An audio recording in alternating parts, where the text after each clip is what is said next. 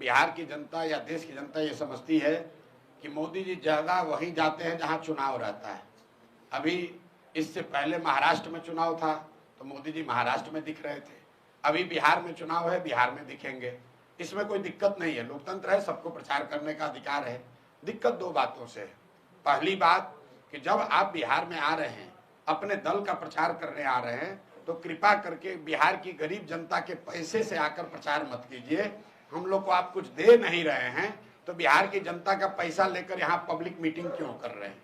अभी मधुबनी में मोदी जी आए थे, सैकड़ों करोड़ रुपया खर्च करके पंचायत के जितने चुने हुए प्रतिनिधि हैं उनको बस से, गाड़ी से सुविधा देकर सरकार ने एक जगह इकट्ठा किया ताकि मोदी जी उनसे संवाद कर सके। अब संवाद में मोदी जी ने क्या कहा? क्या उन्होंने बिहार की पंचायती राज की व्यवस्था को सुदृढ़ करने की बात कही? क्या उन्होंने ये कहा कि पंचायती राज की संस्थाओं को यहाँ ज्यादा पैसा संसाधन दिया जाएगा?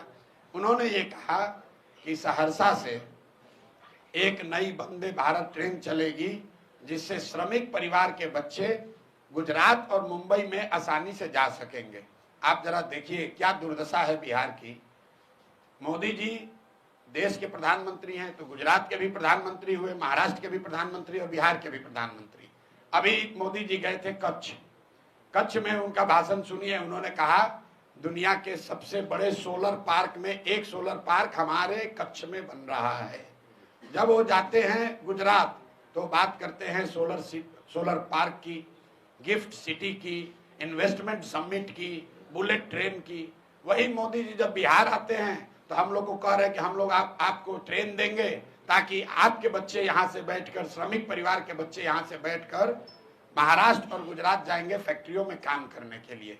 मैं इस बात का सीधे तौर पर विरोध कर रहा हूँ। हम लोग को ऐसा ट्रेन नहीं चाहिए जिसमें बिहार के बच्चे जानवर की तरह बैठकर मजदूरी करने के लिए दूसरे राज्यों में जाए। मैं उन लोगों में से नहीं हूं जो ट्रेन की घोषणा पर ताली बजाता है। ट्रेन चलनी चाहिए, लेकिन ट्रेन इसलिए नहीं चलनी चाहिए कि बिहार के बच्चे उसमें मजदूर बनकर दूसरे राज्यों में जाएं। मोदी जी बिहार में आ रहे हैं तो उनको ये बताना चाहिए कि 1,25,000 करोड़ का जो पैकेज उन्होंने घोषित किया था 2015 में, वो पैसा उन्होंने बिहार को भेजा कि नहीं भेजा। क्योंकि 2015 के बाद बिहार में और देश में दोनों जगह मोदी जी की एनडीए की सरकार है।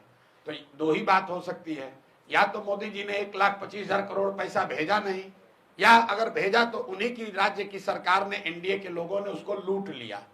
तो मोदी जी को पहले ये स्पष्ट करना चाहिए कि 1,25,000 करोड़ का हमने पूरे बिहार में देखा था।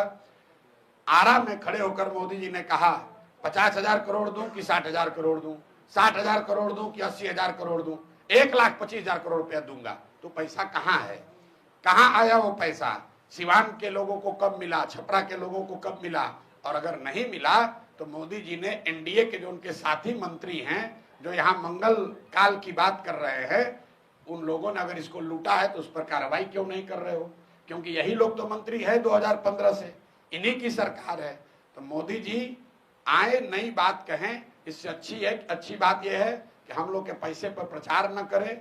दूसरी बात, जो पहले कहा था उसका जवाब दे दे। और तीसरी बात, बिहार के लोगों को जीवन भर मजदूरी करने का साधन न दे, बिहार के बच्चों के पढ़ाई रोजगार की बात करे, यहाँ पर फैक्ट्री कैसे लगेगी ये बात करे। सिर्फ सड़क और ट्रेन से हम लोग का भला होने वाला नहीं है। सड़क बन जाएगा, उस पर बस में बच्चे जा रहे हैं बोरा की तरह लदा के दूसरे जगह पर मजदूरी करने। आप ट्रेन यहाँ से खोलते हैं, उस ट्रेन से बच्चे जा रहे हैं गुजरात में, महाराष्ट्र में मजदूरी करने के लिए। आप हमको, जितने आप पत्रकार हैं, आपको खुली चुनौती दे रहे हैं। आप मोदी जी का एक भाषण हमको गुजरात में सुनाइए जिसमें उन्होंने ये कहा हो कि गुजरात से एक ट्रेन चलेगी जिसमें गुजरात के जो श्रमिक परिवार के लोग हैं वो बैठकर महाराष्ट्र और तमिलनाडु जाएंगे फैक्ट्रियों में काम करने। ये क्यों नहीं कहा?